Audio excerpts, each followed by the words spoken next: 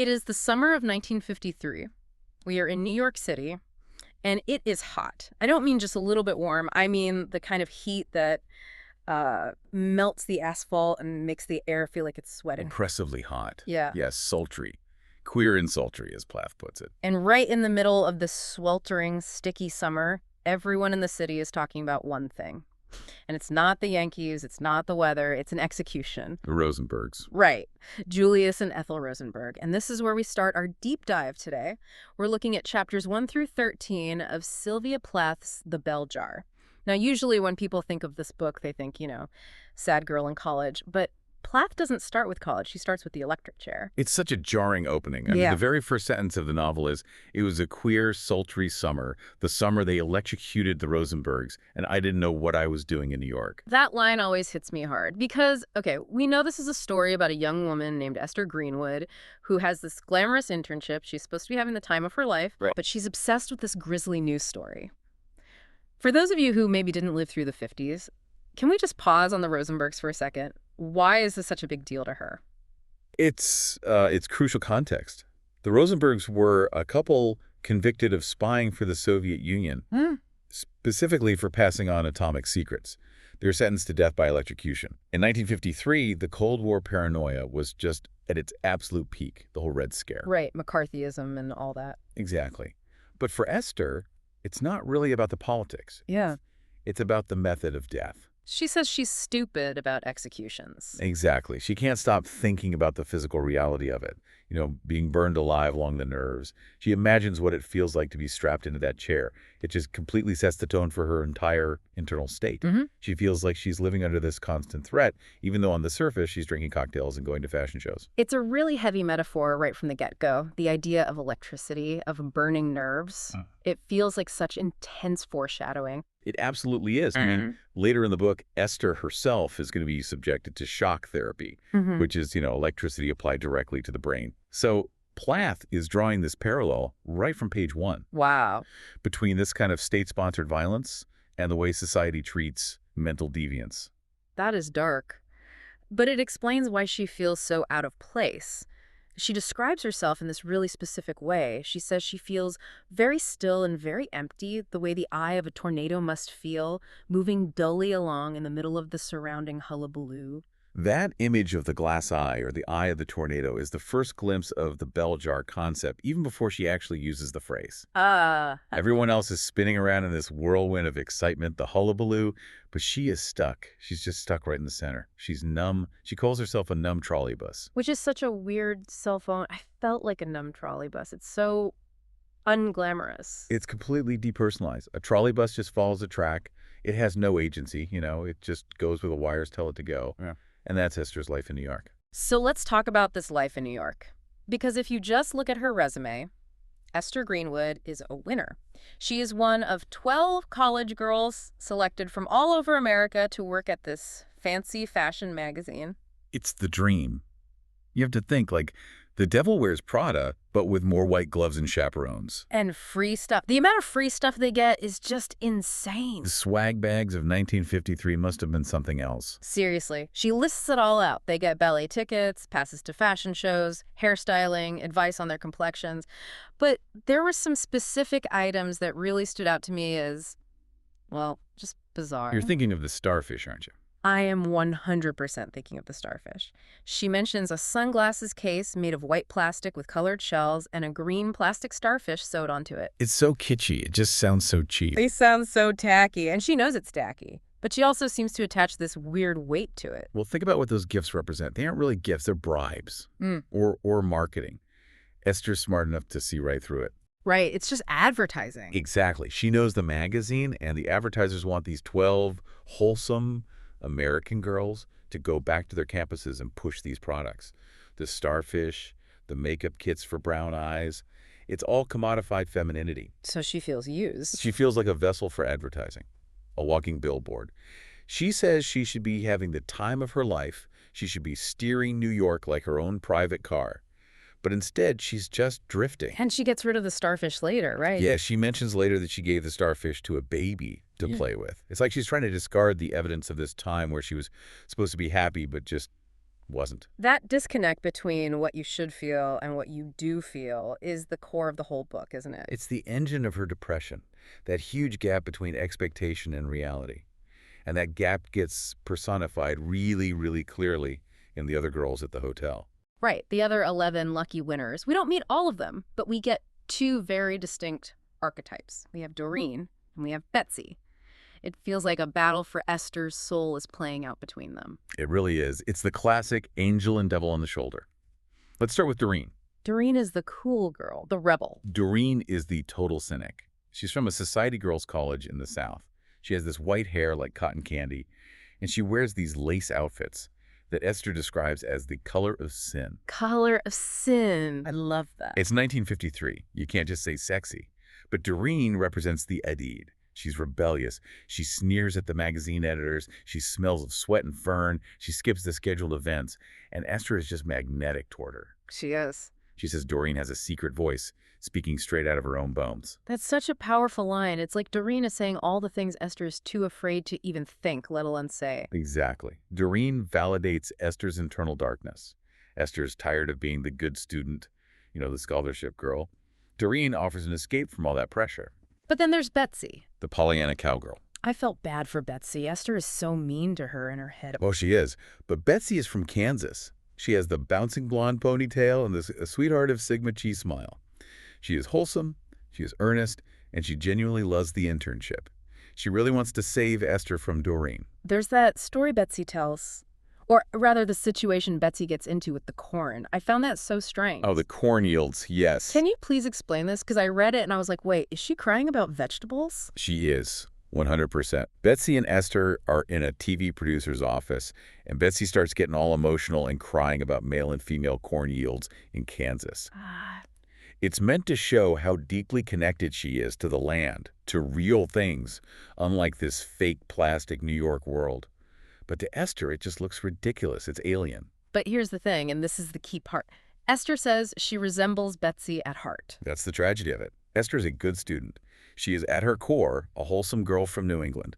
She knows she should be on Team Betsy. But she's bored by it. So bored. She wants to be on Team Doreen. She wants to be cynical and sharp and a little bit dangerous. She's just completely torn between the girl society wants her to be, which is Betsy, and the woman she fears she actually is, who is Doreen. And that desire to be Doreen leads her into some pretty dangerous situations, specifically the night with Lenny Shepherd. This is such a pivotal scene. This is where it all starts to really go off the rails. Esther decides to ditch the good girl schedule and goes to a bar with Doreen. And we see her trying to, try on a new personality. She orders vodka. Yeah. And her reasoning for ordering vodka is really interesting. It's fascinating. She likes it because it looks like water. It looks pure. She thinks it's innocent. Right. She wants to feel powerful and godlike. She thinks if she drinks enough of this clear, pure liquid, she can somehow detach from all her anxieties. She even lies about her name. Yeah. She tells the DJ she's Ellie Higginbottom from Chicago. Ellie Higginbottom. It's such a comical, unglamorous name. It's a mask. She's dissociating. She's trying to see if she can be someone else for a night. But then they end up at Lenny Shepherd's apartment. And this apartment, it sounds like an absolute nightmare. It's a ranch house inside a skyscraper. Yes. It's this hyper-masculine space. Pine paneling, bear skins, buffalo horns. It's aggressive. And the dynamic between Lenny and Doreen gets really weird really fast. It's violent. It is. It's not romantic at all. Yeah. Esther is watching them, and Lenny is biting Doreen's ear. He calls her a bitch. There's screaming. It's rough. Yeah. And Esther is watching this cool, cynical world she thought she wanted, and she's absolutely terrified. She describes herself shrinking. She says she felt like a hole in the ground. She makes herself small to survive. She literally feels herself disappearing, and she eventually flees. She walks 43 blocks back to her hotel alone in the middle of the night. And when she gets there, she does something that becomes a recurring motif in the book. She takes a bath. There must be quite a few things a hot bath won't cure, but I don't know many of them. One of the most famous quotes from the book. But in this context, this isn't a self-care bath with a bath bomb and candles. This is a purification ritual. It's a scouring. She makes it scalding hot. She wants to boil herself. She says she wants to dissolve the dirt of New York, dissolve Lenny, dissolve Doreen. She wants to step out of the tub pure and new like a baby. She's trying to wash away the experience she just fought so hard to get. It's this constant cycle, isn't it, of seeking experience and then feeling dirty or sick because of it. Right. And speaking of feeling sick, we have to talk about the Ladies' Day banquet. Because if the bath is about purification, the banquet is about contamination. This is the scene where they all get food poisoning. Choline poisoning, specifically, from the crab meat in avocado. But before the sickness, there's the eating. Esther loves food. She does. It's one of her few sensual pleasures that feels uncomplicated, at least at first.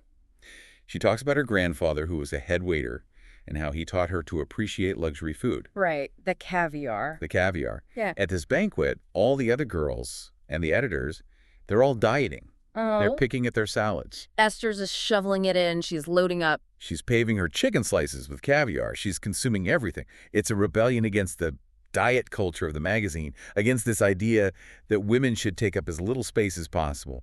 But then, the crash. Everyone gets sick, and the description is so visceral. It's a great leveler, isn't it? Yeah. It doesn't matter if you're cool Doreen or wholesome Betsy or brilliant Esther. You're all on the bathroom floor throwing up. Esther calls the bathroom a torture chamber. Yeah, again, that torture imagery keeps coming back. And the magazine, in their infinite wisdom, sends them a get-well-soon gift. A book. The 30 best short stories of the year. Which just feels like a slap in the face. Sorry, we poisoned you with crab meat. Here's some homework. It does feel like that. But symbolically, it's so tragic. Esther is an aspiring writer. This book represents the pinnacle of what she wants to achieve. But as we're about to see, her ability to read and write is starting to fracture. Oh. So this gift is a reminder of the talent she feels like she's losing. That brings us to the next major pillar of her unraveling. We've talked about the city, the job, the other girls. Now we have to talk about the men. Because Esther's view of her future is so heavily tied to who she might marry or who she absolutely refuses to marry. The marriage plot is central to the 1950s female experience. It's the expected endgame. And Esther's surrounded by men who represent different kinds of traps. Let's start with Buddy Willard, because early on he's presented as the gold standard, the big prize. Buddy Willard is the all-American boy. He's a medical student at Yale. He's handsome. He has a nice family. His mother is a character. And Esther worshipped him from afar for years. She thought he was perfect and pure. But he's not perfect. He's a hypocrite. That's the turning point. That's when the illusion shatters. Buddy presents himself as this pure, clean-living guy. He implies that he and Esther are both saving themselves for marriage. And then what happens? And then, just so casually, he admits he slept with a waitress 30 times one summer on Cape Cod. 30 times. It's not like it was a one-off mistake. It's the volume that gets me. And the way he dismisses it. He says she was seduced by him, but she was free, white, and 21. He takes absolutely no responsibility. And Esther's reaction is really interesting. She's not mad that he had sex. She's mad that he lied. She says explicitly, I liked looking at him, but I couldn't stand the idea of his being a hypocrite. It breaks the pedestal. She realizes that the rules for men and the rules for women are completely different. A total double standard. A massive one. He can have experience and still be a good catch. If she had done the same, she'd be spoiled or ruined. There's a specific conversation they have that I think perfectly sums up why they are just so wrong for each other. It's about poetry. Oh, the dust conversation. Yeah. It's infuriating. Buddy asks her, do you know what a poem is? And he answers his own question. He says, a piece of dust. It is so patronizing. It's the ultimate mansplaining. It makes my blood boil just reading it. Because he's not just dismissing poetry, he's dismissing her entire passion. And it shows his whole worldview. Buddy is a scientist, a doctor. He deals in real things. Bodies, sickness, cures. He sees art as decoration, as dust. And Esther, in her head, has the perfect comeback. She thinks, no, cadavers are the dust. The people you cure are dust. But a good poem lasts. She values the intangible. He values the material. Exactly. And because he thinks her passion is dust, he will never respect her work. He tells her that once she has children, she won't want to write poems anymore. No. He sees her creativity as a temporary ailment that marriage will cure. So despite all this, she still goes to visit him. He gets tuberculosis and ends up in a sanatorium in the Adirondacks. She visits him, and this leads to the skiing incident. This is one of the most terrifying scenes in the first half of the book, I think. Buddy forces her to learn to ski. She doesn't want to. She doesn't know how, but he insists. He just puts her at the top of the slope and basically says, go. And she goes. But look at how she goes. She doesn't try to snowplow. She doesn't try to be safe. She aims straight down. She says she wanted to hone herself on the sun. This is what it is to be happy. That line is chilling. For her, in that moment, she thinks happiness is a rush of speed that might kill her. It's a suicidal impulse masquerading as bravery. She wants to be stripped down to nothing, pure speed, pure emotion. And naturally, she crashes hard. Breaks her leg in 2 places. And Buddy's reaction, he smiles. He smiles. He says, "You'll be stuck in a cast for months." It's almost like he's relieved. It's so twisted. It is. It's like, if she's crippled, if she's an invalid, she's on his level. She's controllable. She can't shoot off in all directions like she wants to. It's a very, very sick dynamic. So Buddy is clearly a trap. But then she meets Constantine. He's a UN interpreter. He seems like a much better option, right? On the surface, yeah. Constantine is everything Buddy isn't. He's intuitive. He listens. He's in a creative international field. Esther likes him. But even with him, she can't relax. And this leads to the most famous metaphor in the entire book, the fig tree. Yes. We need to really unpack this because it is just central to everything. Okay, set the scene for us. She's with Constantine. They've had a nice date. But she's sitting there, starving, and she has this vision. She sees her life branching out before her like a green fig tree. And at the tip of every branch is a big, ripe, purple fig. One fig is a husband and a happy home and children. Another fig is a famous poet. Another fig is a brilliant professor. Another is E.G., the amazing editor. Another is Europe and Africa and South America. It sounds like a menu of amazing options, all these incredible futures. It is. But the problem is, she is sitting in the crotch of the tree, starving to death. Why? Why doesn't she just pick one? Because she knows that choosing one means losing all the others. If she picks the mother fig, she can't be the traveler fig. If she picks the professor fig, she might not get the husband fig. In 1953, for a woman, these roles were seen as mutually exclusive. You couldn't have it all. And while she sits there, struggling to decide, The figs begin to wrinkle and go black. And one by one, they plop to the ground of her feet. that imagery of the fruit rotting while she hesitates is so powerful. It feels very modern, actually. A lot of people feel that way now. It is timeless. It's the paralysis of choice. It's FOMO, fear of missing out on an existential scale. Esther feels that by committing to one identity, she's killing all the other potential Esthers she could be. And because she can't bear to kill those possibilities, she ends up doing nothing. She starves in the tree. I feel like a lot of listeners can relate to that. The idea that every choice is also a loss. Absolutely. But for Esther, the stakes feel total. It's not just which job do I take, it's what kind of human being am I even allowed to be? So she doesn't pick Constantine. She tries to seduce him to even the score with Buddy, but she ends up falling asleep instead. Which is funny, but also so sad. She can't even enact the rebellion she plans for herself. Her body just shuts down. And then, her final night in New York, she meets Marco. And if Buddy was a hypocrite and Constantine was a mischance, Marco is just a monster. Marco is a predator, full stop. He's a woman hater. He's a Peruvian man she gets set up with on a blind date. He gives her a diamond stick pin almost immediately. Which is such a weird, aggressive move. It's a mark of ownership. Here's my wealth. Now you belong to me. And the night ends in violence. He forces her into the mud. He assaults her. He calls her a slut. Why? Because of her dress. I remember that detail. Because her dress is black and the dirt is black. It's this twisted misogynistic logic. He projects his own filth onto her and blames her for it. And in response to this assault, Esther does something incredibly dramatic. She goes back to the hotel, climbs out onto the roof. She doesn't jump, not yet. But she sacrifices her wardrobe. She throws all her clothes off the roof. One by one. The expensive outfits, the swag, the clothes that defined her New York persona, she feeds them to the night wind. They scatter over the city like ashes. It's a shedding of skin, a funeral for that self. It is. She is destroying the Esther who tried to fit in. She's leaving New York empty-handed, no clothes, no boyfriend, no clarity. Just emptiness. So the month is over. The dream trip ends. She takes the train back home to Boston.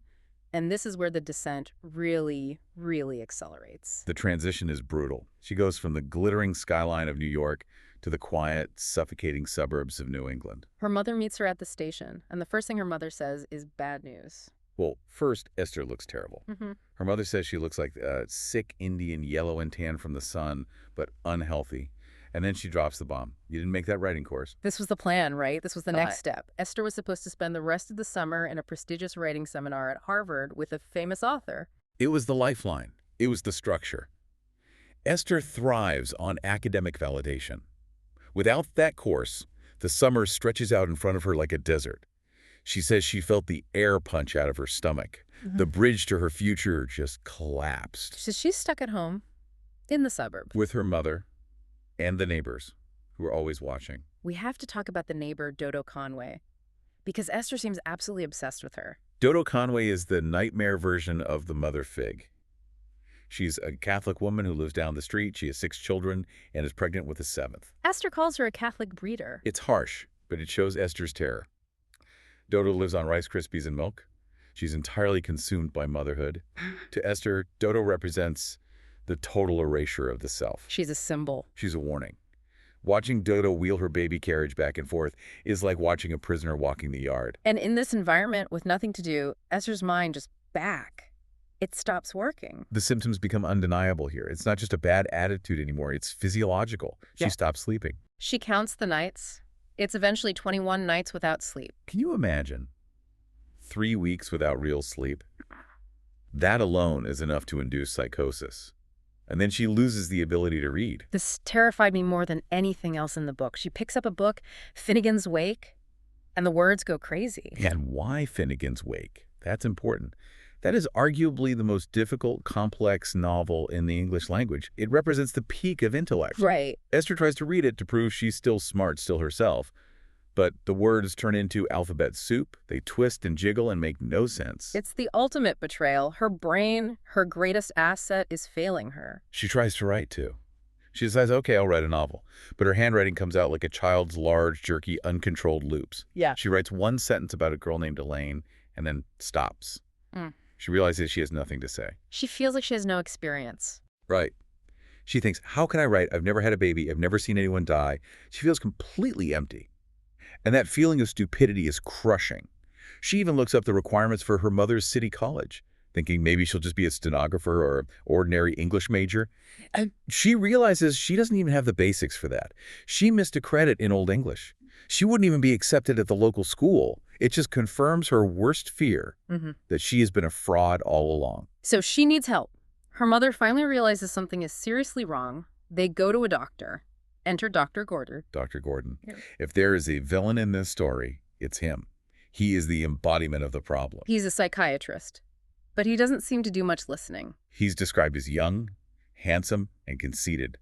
His waiting room is beige and hushed, no windows. It feels like a tomb.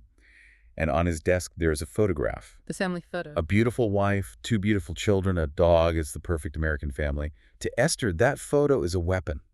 It's him saying, look at how normal and successful I am. What is wrong with you? He just taps his silver pencil. He asks her completely irrelevant questions. He asks about her college and the WAC station, Women's Army Corps that used to be there.